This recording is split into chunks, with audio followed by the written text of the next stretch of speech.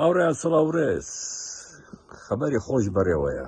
ئەو ڕژێمەی کە 47 ساڵە گەنجی کورد شەهید دەکە، زیندانی دەکە، دەربەدەر دەکە، ڕۆژەکانی زۆر کورد بوونە. لەم نزیکانە خەبەری خۆش دەبیستن کە ئەم ڕژێمە نامێنێ و پارچەیەکی تری کوردستان ڕزگار دەبێ، ئیتر نورەی تورکیا، نورەی ئەردوغانە.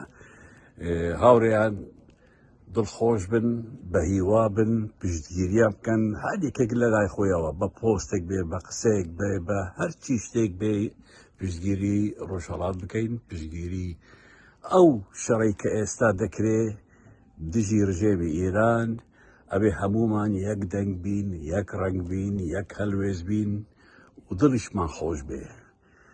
هاوڕێیان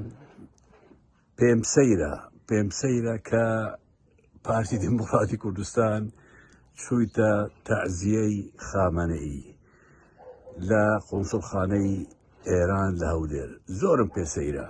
ئەمانە قەت واز لە نوکەراتی ناهێنن، قەت واز لە خیانەت ناهێنن. ئاخر ڕۆژی ئەو ڕژێمەیە کەچی هەر لە چنەدایان و هەر بۆیان دیار دەکەن کە ئەوان نوکەری ڕژێمی ئێران، چونکە مەڵا مستەفا کاتی خۆی لە ئێران بوو شاهی ئێرانی کردووە کە وەفاتی کرد، کوڕەکەی هات بوو خومەینی کرد، ئەمانەش ئێستا بوو خامنەئییان دەکرد. ئیتر وازانن ئەم ڕژێمە دەمێنێ، بەڵام خەیالیان خاوە ئەو ڕژێمە نامێنێ، ئەو ڕژێمە دەڕوخێ و لە نزیکەوە گوێتان لە هەواڵی زۆر خۆش دەبێت. سوپاسان دەکەم، بەردەوام بین، خەبات پشتیوانی کوردانی ڕۆژهەڵات ئەبێ بکەین.